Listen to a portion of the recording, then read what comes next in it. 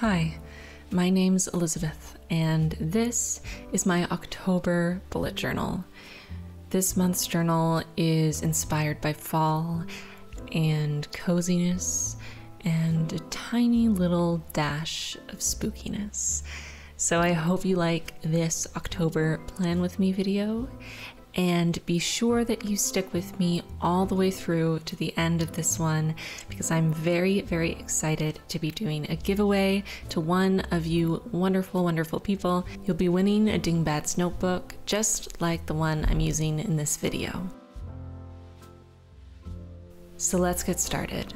These are a bunch of materials I have ready to get going, and I'm starting with this thin brown paper sleeve that I got at a paper store when I bought some decorative paper, and I'm just ripping out a section that fits the corner of my cover page and ripping out a little piece of this thicker black cardstock that I believe I got in a pack from Michael's a while ago, and just placing it in a way I like, gluing those together, and then gluing the whole thing into the corner of my page. Once I'm happy with that, I'm going to go in with my thickest micron. This is my Sakura micron in 08, and I'm drawing this skeleton hand that's doing the OK symbol, because this OK symbol is going to become the O for the word October. Now I'm just ripping out a little bit more of that brown paper, a little bit more of the black paper, and gluing them together, and using this white Sakura Jelly Roll pen to write the rest of the letters for October on that black paper, then gluing the whole thing down.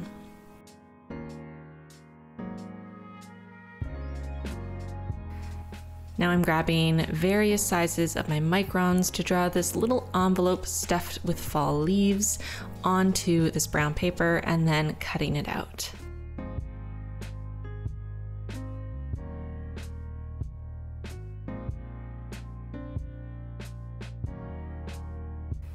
Here I'm grabbing from a page of inspiration images I found on Pinterest that kind of gave me the vibe I was going for. I chose this one in particular, this black image with the hand and the stars coming up from it. I just thought it was very beautiful and it fit the vibe I was going for. So I cut that out and then ripped out a section of this white paper with gold speckles all over it that kind of made me think of stars. And I wanted to glue them together so it almost looked like those stars from the black image were expanding out onto the white piece of paper as well. Now I'm going back in with my microns to draw a bunch of different types of leaves all over this brown paper section in the corner, different sizes, different styles.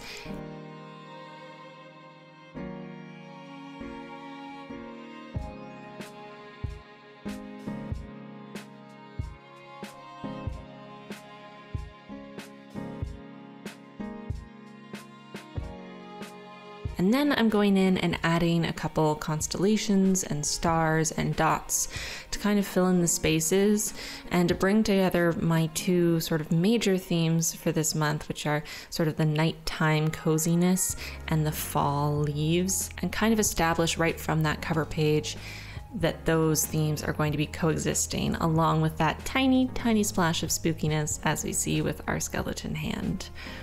So here I have this image of a stack of what look like old books, and there's a fall leaf in front of the books. So I just cut out a circular section by tracing it using my glue stick, cutting it out, and then gluing that onto the black paper and cutting out a circle around that. Then I just popped that whole thing onto the brown paper, traced it, cut out a circle the exact same size as the black circle that I glued the picture onto, and then glued those together just slightly offset so it almost is like a shadow effect on the side. Then I glued that down on the paper, and the last thing I wanted to do was draw a little constellation in that upper right hand corner to pull everything together. Now I'm moving on to my quote page, and I typed up this month's quote on my computer because I wanted to use this typewriter font that I used last month. Once again, I've just fallen in love with it, and it's a free font, so I will link it in the description box if you want to download it yourself. And this month's quote just says, "If a year was tucked inside a clock, then autumn would be the magic hour." And I really enjoyed that quote that was said by Victoria Erickson. So I just glued that quote onto, again, some black paper and ripped out some of that brown paper to put underneath it. And I'm just drawing a pocket watch. This is inspired by old-fashioned pocket watches, but I wanted to really bring down the design element. I wanted it to be as simple as possible while still relaying the idea that this was sort of an antique pocket watch, still having a couple of those details without going overboard. And I had this idea of having leaves kind of cascading down the page. So I used some more of that brown paper and drew a bunch of leaves. I took inspiration from my cover page for some different types I could draw. Then I just cut around them in loose shapes and glued them down the page so it looked like they were falling around the pocket watch.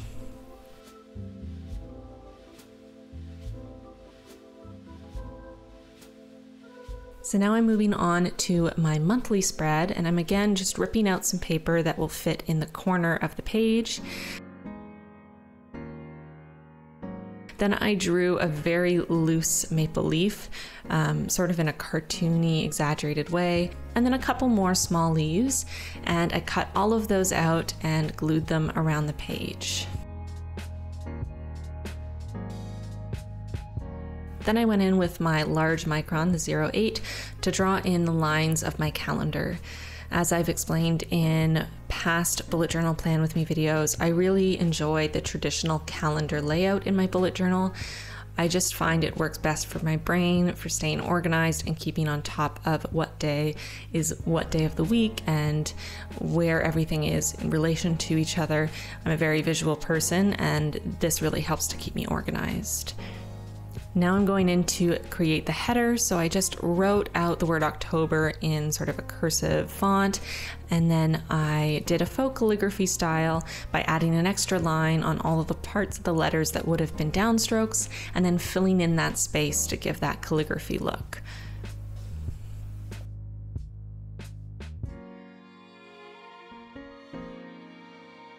I also decided I wanted to add some more leaves at the bottom of the page and just drew them directly onto that brown paper.